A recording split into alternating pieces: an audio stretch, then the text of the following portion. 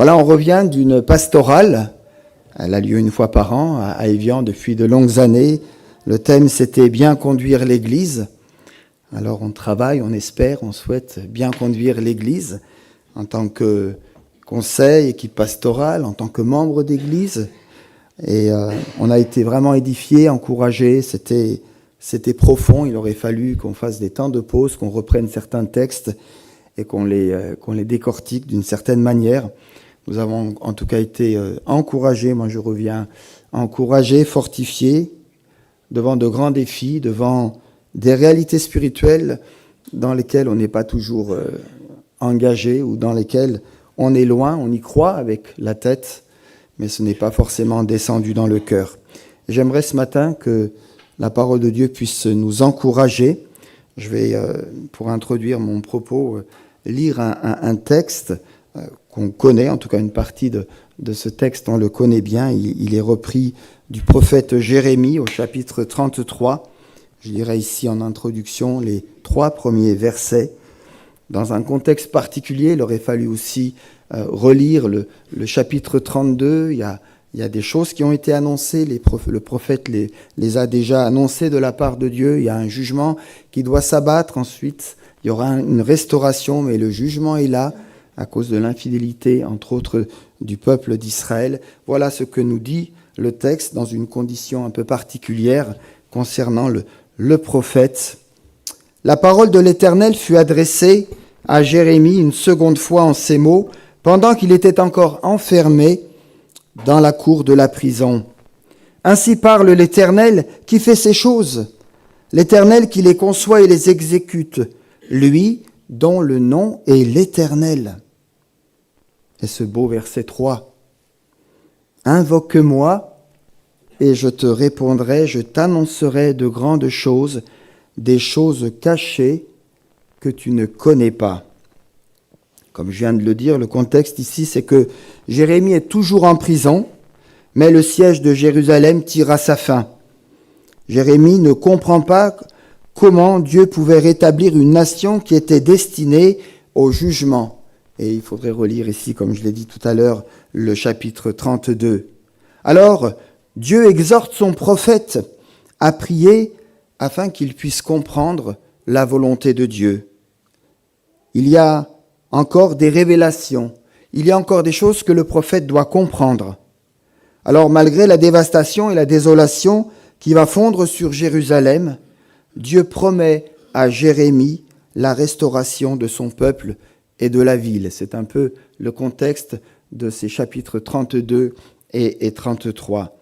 Mais mon propos ne va pas donner suite à ce contexte et à ce chapitre, mais rebondir sur ce que je vous ai partagé, ce que nous avons entendu ensemble au week-end d'église lorsque nous étions au refuge. J'ai parlé dans mon message, si vous vous souvenez, de l'activité missionnaire de Jésus et on a essayé de nous encourager dans notre service en suivant son modèle. Et j'ai essayé de rappeler quel était pour nous, au regard de ce que Jésus avait pour lui-même, notre champ de mission, notre auditoire, notre temps, nos moyens, et quel était l'objet de notre mission. J'ai aussi rappelé quel était le projet de l'Église que vous aviez dans le temps passé, mais pas si loin que ça. C'était en 2019. Vous aviez réfléchi sur le projet de notre Église, de votre Église, avec des rencontres que l'équipe pastorale, le conseil, l'Église avaient eu lieu, et vous aviez pensé à 8 points importants qui étaient bien résumés et qui sont encore valables aujourd'hui. Une chose en tout cas que je retiens personnellement, lorsque je relis ce travail que vous avez fait et qui me semble important, c'est la nécessité d'avoir une vision commune comme point de départ des projets compris et acceptés par tous. Alors, peut-être on pourrait aller dans ce sens ce matin pour nos réflexions, pour notre progression, et je vous propose que nous puissions aborder ensemble la question de fond et qu'il nous faut traiter en tout premier lieu et qui nous permettra d'aller de l'avant dans nos objectifs, celle qui nous stimulera et qui nous placera sur bien des chemins de bénédiction. Je veux évoquer ici la question de la vision. C'est un grand thème, c'est compliqué, c'est complexe. Qui peut prétendre parler de vision de Dieu? Mais on va essayer d'avancer un petit peu ensemble. Parler ici de la vision de Dieu pour notre Église. Quelle est donc notre vision pour l'Église si on nous posait la question, si le Seigneur nous posait la question ce matin? Comment la rêvons-nous, la désirons-nous dans les 2 ans, dans les 3 ans, dans les 5 ans à venir? Quel message avons-nous peut-être reçu de Dieu sur ce qu'il veut faire ici, présentement, avec nous, parmi nous et pour nous? Dans le livre des Proverbes, au chapitre 29 et au verset 18, il est écrit « Quand il n'y a pas de révélation ou de vision », c'est ici à peu près le même mot, le peuple est sans frein. Révélation ou vision, 2 termes similaires employés indifféremment par l'un ou l'autre des traducteurs. Mais certaines traductions nous aident à mieux comprendre, à mieux cerner ce que le Saint-Esprit a bien voulu dire au travers de cette parole, de ce verset en particulier. Tous sont unanimes, sans, quand il n'y a pas, faute de, autant d'expressions qui soulignent un vide, un manque, une absence. La version du Sommeur insiste, elle, sur l'aspect révélation en l'associant à divine, éclairant ainsi ce terme de vision. C'est une vision divine. Et sous-entendant clairement que c'est Dieu qui l'a conduit sous le Saint-Esprit et qu'il donne l'impulsion. C'est en aucune manière, en tout cas, la décision ou l'illumination de quiconque dans l'Église, fût-il pasteur ou ancien. La nature de la vision peut varier en fonction du temps, du but et des personnes que Dieu suscite pour l'accomplir. Elle trouve son fondement dans le message biblique. Ce qui est certain, c'est que son absence est préjudiciable pour tous, à l'Église premièrement et à ceux qui n'ont pas encore été éclairés par Dieu. L'expression « sans frein » dans les versions de la Colombe, par exemple, ou de la Darby, est traduite par « le peuple se laisse aller ». Ça, c'est dans la version du Sommeur. Et par « le peuple est incontrôlable » dans la version dite de la Nouvelle Bible Second. Ce qui ressort, c'est qu'il n'y a plus de direction, plus de repères, pas de sens du relâchement, une certaine désorientation, et par certains côtés, j'ai envie de dire un temps qui nous rappelle celui des juges, où chacun faisait ce qui lui semblait bon. Dans son ouvrage « La passion des âmes », Oswald Smith, l'auteur de cet ouvrage, nous dit « Vous ne sauriez attendre de grandes choses de la part de Dieu avant d'avoir entrepris vous-même de grandes choses pour Dieu. Saisissez la vision divine et ensuite appliquez-vous à la réaliser. » Alors, si on devait parler de vision et puis essayer d'être un peu plus explicite, que pourrions-nous dire? Qu'est-ce que la vision? Si la vision tombe du ciel, c'est que Dieu nous l'inspire, car elle ne tombe pas subitement comme un pavé dans la mare. Elle se recherche dans la prière, dans l'intimité avec Dieu, l'esprit ouvert, le cœur et la tête disponibles. C'est ce que Dieu rappelle par la bouche du prophète Ézéchiel, Ézéchiel 22:30. « Je cherche parmi eux un homme qui élève un mur, qui se tienne à la brèche devant moi en faveur du pays, afin que je ne le détruise pas, mais je n'en trouve pas. » La vision n'est pas le projet. Le projet structure la vision. Les activités donnent les moyens au projet. La vision est le fardeau que Dieu met sur le cœur d'un homme, d'une femme, d'un jeune ou d'une communauté pour accomplir son œuvre. En entrant dans le plan de Dieu, l'homme, la femme, le jeune ou la communauté qui s'y soumet sont assurés de voir Dieu agir, parce que Dieu n'est pas un homme pour mentir. Ce qu'il dit, il l'accomplit parfaitement. Ils apprendront alors à reconnaître la main de Dieu dans leurs projets, à attendre des réponses à leurs prières, à découvrir l'œuvre du Saint-Esprit dans leur propre vie, à marcher au quotidien dans l'espérance du royaume. Chers amis, avons-nous pu évaluer le chemin parcouru jusqu'ici?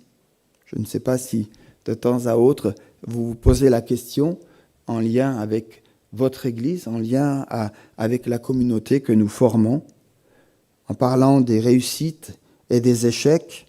Les réussites, par exemple, là où nous avons laissé pleinement Dieu nous guider, et là où nous avons su dépendre de lui, ce que j'appelle là une forme de réussite, et puis les échecs, chaque fois où que nos projets ont été les nôtres, les miens, à l'écart du plan que Dieu avait tracé, en dehors de son champ qu'il nous avait peut-être imparti.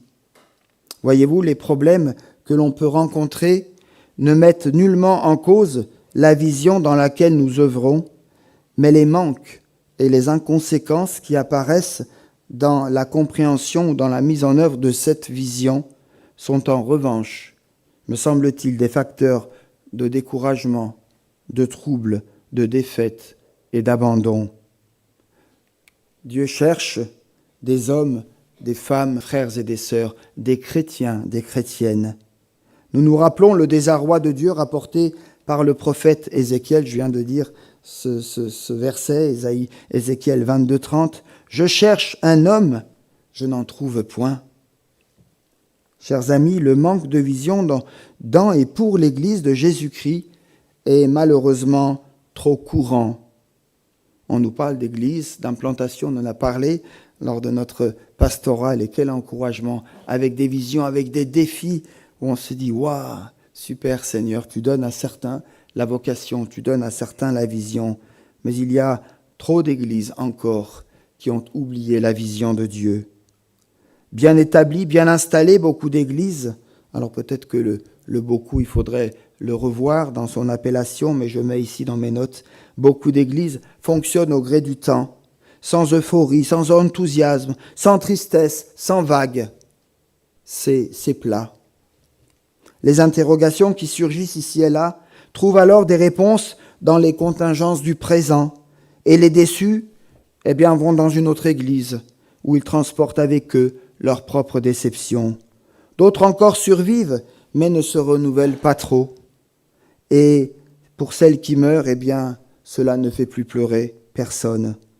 Ces églises avaient simplement peut-être oublié qu'il fallait, pour vivre ou pour survivre, assurer de nouvelles naissances, des conversions. C'est Dieu qui convertit, mais nous avons une tâche à faire, nous avons une tâche à accomplir. Il y avait un super chant tout à l'heure, après le temps de prière, qui correspondait à ce que je suis en train de partager avec vous.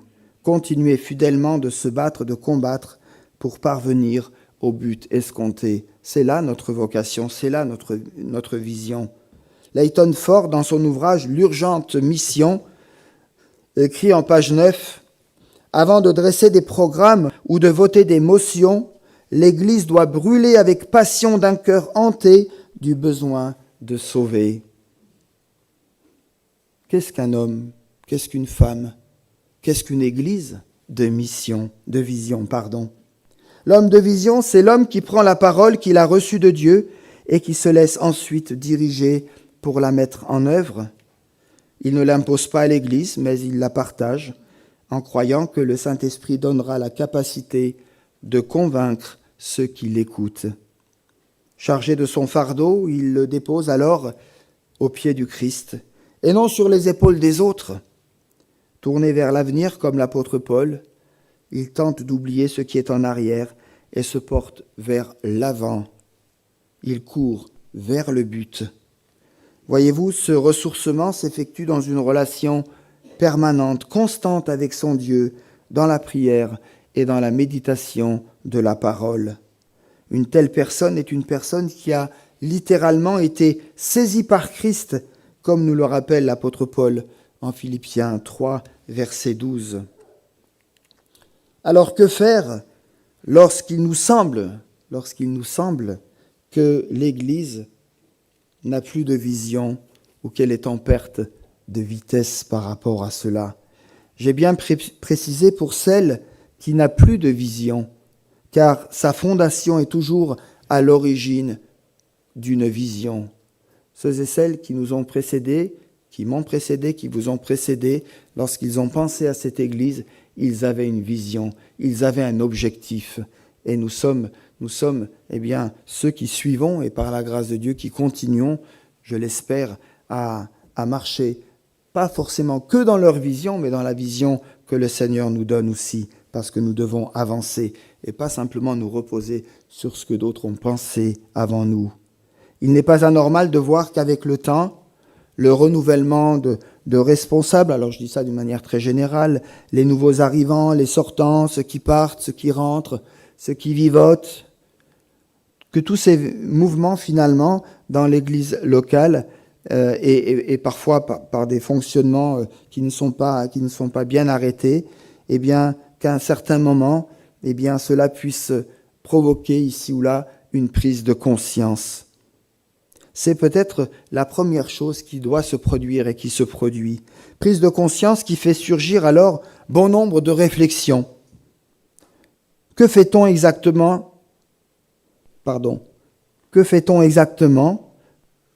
pour que l'Église puisse avancer, pour qu'elle puisse entrer dans le fonctionnement de Dieu? C'est une question qu'on peut se poser.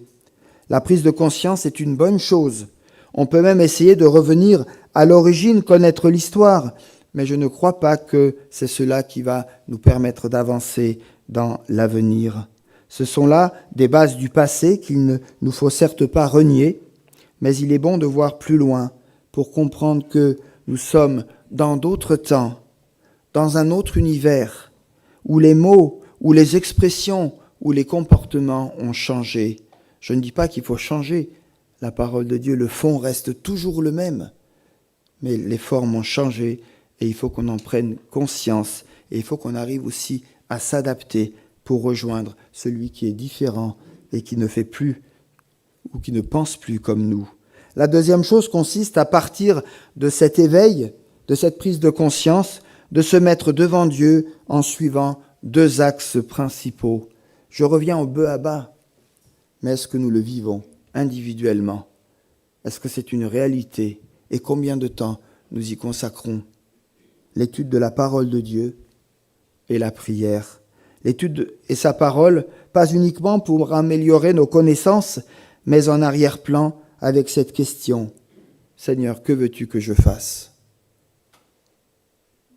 Et puis la prière avec l'humilité que requiert l'approche de Dieu et de la disponibilité que demande son écoute.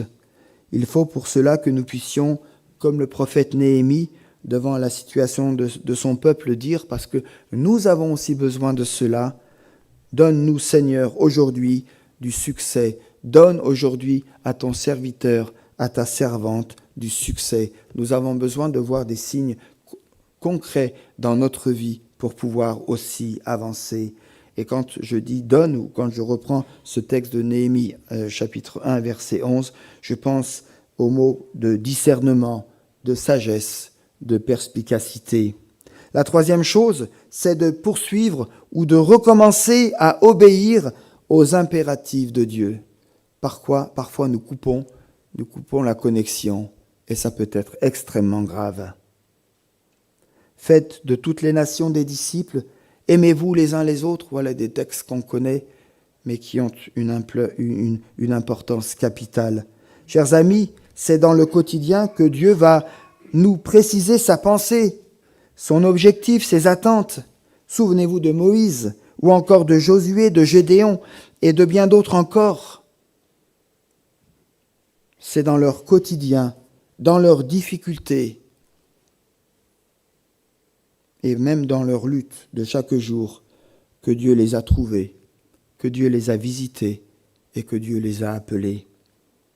Enfin, la quatrième chose consistera à lui obéir au moment propice. Vous savez, il y a des temps d'obéissance. De manière générale, on obéit à Dieu, on essaye. Puis il y a des temps où c'est l'obéissance tout de suite, maintenant. Il n'y a pas une minute à perdre, l'obéissance au moment propice. Lorsque nous avons reçu l'assurance que la direction dans laquelle nous marchons ou celle qui nous est proposée est celle de Dieu, ça peut être personnel, ça peut être familial, ça peut être communautaire, et qu'elle est voulue de Dieu, c'est alors qu'il nous faudra humblement obéir. Cette parole prononcée par le Christ lui-même, chercher premièrement le royaume de Dieu et sa justice, prendra alors tout son sens. Et cette injonction, ne vous inquiétez de rien, toute sa réalité, ou encore cette autre promesse chère à l'apôtre Paul, mon Dieu pourvoira à tous vos besoins selon sa richesse, nous aidera à saisir tout le sens et la providence de la puissance de Dieu à notre égard. Certes, Dieu n'est jamais le débiteur de qui que ce soit, mais il pourvoit à merveille, en toutes choses, au-delà même de ce que nous lui demandons et de ce que nous espérons. Il est celui qui demeure fidèle en toutes circonstances. Nous avons chanté cela tout à l'heure. Comprendre cela nous pousse alors à réaliser que ce n'est plus l'heure de l'argumentation humaine. J'ai peur que parfois nous argumentons avec le Seigneur quand ce n'est pas avec sa parole. Ce n'est plus l'heure de l'argumentation humaine, mais c'est l'heure du choix, de la décision, de l'engagement, de la foi. C'est à ce moment précis que la vision prend corps, qu'elle passe du concept à la vie. Par là même, elle s'incarne et se transmet, elle se confirme, et ce qui était impossible devient possible. Et par voie de conséquence, eh bien, Dieu nous met en mouvement et nous voyons l'œuvre du Seigneur. Alors se pose à nous la grande question, comment la mettre en œuvre, cette vision, non pas techniquement, mais spirituellement. Comment vivre spirituellement la vision que le Seigneur dépose dans notre cœur, dépose dans le cœur même de la communauté, de son Église. Il nous faut pour cela peut-être redécouvrir nos priorités précisément dans 3 commandements, dans 3 ordonnances que nous retrouvons facilement dans le Nouveau Testament.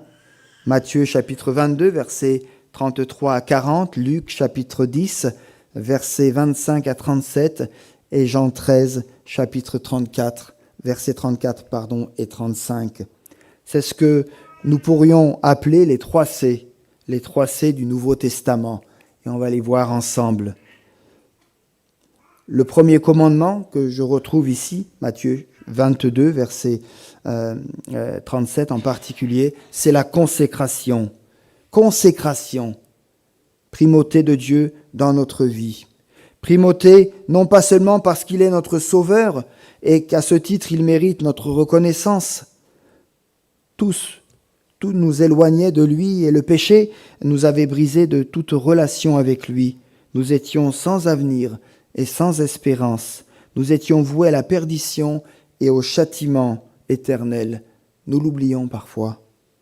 Rien n'aurait été humainement suffisant pour obtenir le pardon de Dieu, mais Christ est paru au temps annoncé et a accompli pour nous l'acte de salut, tout suffisante pour nous. Ce salut a été tout suffisant pour nous par sa mort, par sa résurrection et par sa présence aujourd'hui dans nos vies. Primauté non pas seulement parce qu'il est devenu notre Seigneur, c'est une attitude légitime qui dépasse la reconnaissance pour aboutir à l'amour que nous portons à Dieu pour ce qu'il est et pour ce qu'il a fait. C'est cet amour qui nous conduit à nous soumettre à lui, à nous mettre dans sa dépendance, à chercher sa volonté, à accepter que ce soit ses plans qui se réalisent et non les nôtres. C'est cet amour qui nous pousse à chercher sa présence, à vouloir entrer et demeurer dans son intimité. Amour indicible et indéfectible d'un Dieu créateur. Primauté aussi parce que Dieu est notre créateur. C'était une des lectures tout à l'heure du psaume 139. Celui qui nous a conçus à son image dans un plan qui nous dépasse et qui donne enfin un sens à notre vie. C'est ce que Dieu attend de nous, chers amis, une consécration pleine et entière. Pas simplement un temps de louange et d'adoration le dimanche matin, mais une vie dont les actes découlent de la foi et de l'amour de Dieu qui doit nous animer. Car la consécration n'est pas d'abord un engagement dans des activités ecclésiales. La consécration est avant tout une vie qui se donne, qui s'abandonne. C'est là qu'est la vraie spiritualité, dans une communion avec ce Dieu créateur, sauveur et Seigneur. Consécration. Le deuxième commandement, c'est compassion. Compassion, Matthieu 22, 39. Le second commandement, qui lui est semblable, est celui-ci. Tu aimeras ton prochain comme toi-même. Des textes qu'on connaît par cœur, n'est-ce pas? Mon prochain, qui est mon prochain? Qui est ton prochain? Y a-t-il un prochain dans ta zone d'activité, dans ta zone de prière, dans ta zone de réflexion, dans ta zone de combat? Qui est mon prochain? Mon prochain, c'est le différent, l'autochtone ou l'étranger, riche ou pauvre, de couleur ou de culture différente, catholique ou musulman, faible ou puissant. Jésus nous dit que ce commandement est semblable au premier, pas dans sa forme, mais dans son fond, c'est-à-dire sans réserve, sans restriction, sans a priori. Jésus nous invite à aimer l'autre comme nous-mêmes, c'est-à-dire à l'accepter comme nous-mêmes nous nous acceptons. Faut-il encore s'accepter soi-même?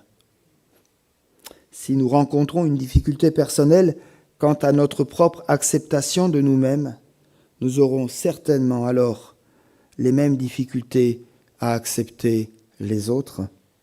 Comme nous-mêmes nous impose la même tolérance envers l'autre que celle que nous nous octroyons nous-mêmes, il nous conduit à offrir à l'autre ce que nous nous accordons à nous-mêmes, le confort, le respect, la sympathie, l'écoute, la proximité, que sais-je encore.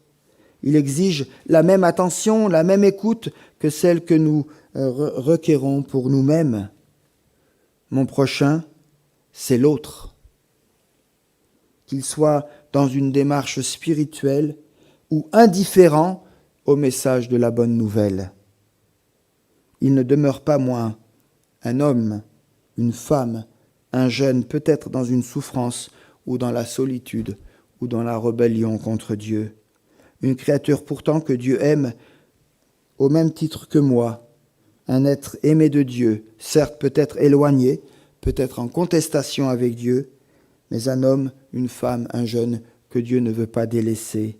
Car Dieu veut que tous les hommes soient sauvés et parviennent à la connaissance de la vérité. 1 Timothée 2,4.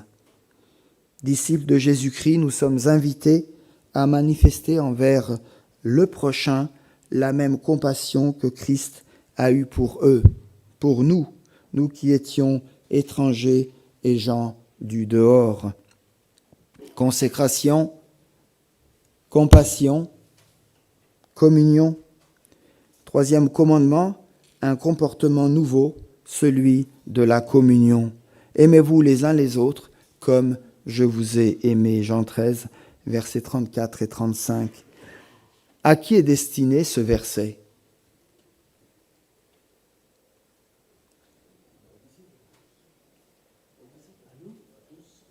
À nous, à tous, aux disciples. Aux disciples. À l'Église. Pour les autres, c'est plus compliqué. Pour l'enfant du Seigneur. Il est destiné aux disciples de Jésus-Christ, à l'Église dans sa vie communautaire, à nous-mêmes ce matin dans notre relation entre frères et sœurs. Ce commandement implique qu'il nous faut être prêts à subir parfois, mais ne vous forcez pas à le faire, des injustices et être victime de calomnies sans pour autant nourrir de l'amertume, sans échafauder des plans de vengeance, sans tomber dans l'indifférence, mais dans un esprit toujours de pardon avec un cœur qui s'attend à Dieu. C'est difficile, c'est un combat, ça ne se fait pas comme cela, soyons réalistes. Mais Dieu nous promet d'être là aussi dans cette traversée. À dire et à accepter aussi la vérité dans l'amour, Éphésiens 4, 15. c'est-à-dire sans intention de blesser, mais dans un souci de renforcer les liens, de mieux vivre ma relation à l'autre, dans la transparence et dans l'humilité. À sacrifier aussi son point de vue parfois pour conserver l'unité par le lien de la paix. L'unité, ce n'est pas renoncer à ses propres convictions, c'est accepter celles des autres, pour autant qu'elles soient spirituelles, comme étant celles qui peuvent être mises en œuvre pour le temps qui est devant nous, sans retrait de notre part, sans fuite, sans mauvaise humeur. Tout cela nous mène à cet acte ultime qui revient quelque part à donner sa vie. Frères et sœurs, ces sentiments traduits en attitude ont un sens. Ils reflètent et parlent de notre témoignage aux yeux de nos contemporains, de tous ceux qui nous regardent, de tous ceux qui cherchent le Seigneur, ou peut-être qui nous cherchent et qui, au travers de nous, cherchent le Seigneur aussi. L'amour comme marque du chrétien, telle devrait être la manifestation tangible de l'Esprit Saint dans nos cœurs, réalité d'une vie communautaire transformée, message d'espérance dans un monde sans espoir et sans normes. Un mot de conclusion. Quand la vision semble avoir disparu, notre tentation est alors de nous dire qu'il nous faut peut-être revenir à l'Église primitive, regarder par exemple à celle des Actes des Apôtres, ou alors chercher les réalités de celle-ci, peut-être encore dans le message qui était adressé aux 7 églises d'Asie mineure qu'on retrouve dans le livre de l'Apocalypse, pour discerner ce que Dieu veut bien nous dire et ce que Dieu veut faire avec nous aujourd'hui. J'ai envie de dire pourquoi pas. C'est dans la Bible, il faut s'en inspirer bien sûr. Mais je suis convaincu que la vision et les projets ne trouveront leur pleine dimension que dans la mesure où d'abord chacun de nous sera disposé à vivre ces 3 commandements dans leur intégralité, avec humilité et avec sérieux. Consécration, compassion, communion. Pour ne pas les oublier, vous pensez aux 3 C. Voilà. Certes, aucun d'entre nous ne le réalisera parfaitement. Nous resterons des hommes, des femmes, de chair, mais aucun d'entre nous ne peut pour autant avancer un argument valable pour refuser ces impératifs de Dieu. Ça ne se négocie pas. Être chrétien, c'est choisir de vivre une vie dans la dépendance du Saint-Esprit, pour la gloire de Dieu, dans l'espérance des promesses de Dieu, en nous attendant dire un jour de la part du Seigneur, « Bon et fidèle serviteur, tu as été fidèle en peu de choses, entre dans la joie de ton Maître. » Que Dieu nous visite ce matin, que Dieu nous encourage pour que nous puissions toujours mieux nous positionner pour lui en prenant la place qu'il souhaite nous voir occuper dans le temps qu'est l'Église, dans le temps où nous sommes dans l'Église, dans le temps où Dieu nous confie encore une mission, celle d'être envoyé, celle de témoigner, celle d'être à son écoute, celle de prier, celle de rentrer dans des efforts d'évangélisation, celle d'être silencieux et d'attendre ce que l'Esprit dit à son Église. Que Dieu nous visite, que Dieu nous bénisse, que Dieu nous permette de pouvoir avancer et de pouvoir entrer dans ses plans, dans ses projets. Amen. Puis avec ce beau verset, « Ainsi parle l'Éternel qui fait ces choses, l'Éternel qui les conçoit et les exécute, lui dont le nom est l'Éternel.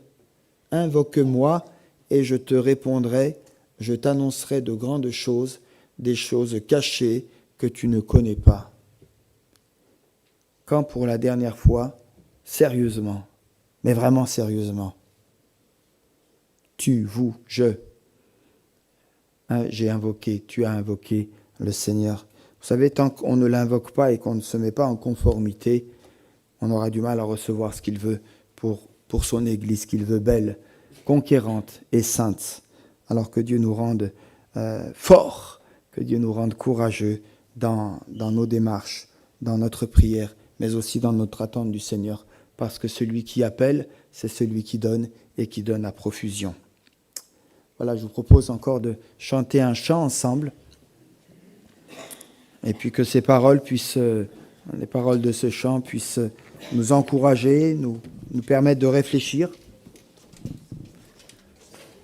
peut-être nous positionner, peut-être de notre place dire Seigneur, eh bien, j'ai trop joué avec toi, j'ai trop joué avec moi, j'ai gaspillé du temps, de l'énergie.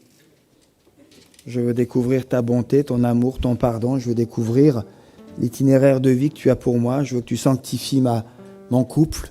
Je veux que tu m'aides dans mon culte personnel parce que c'est pas au beau fixe.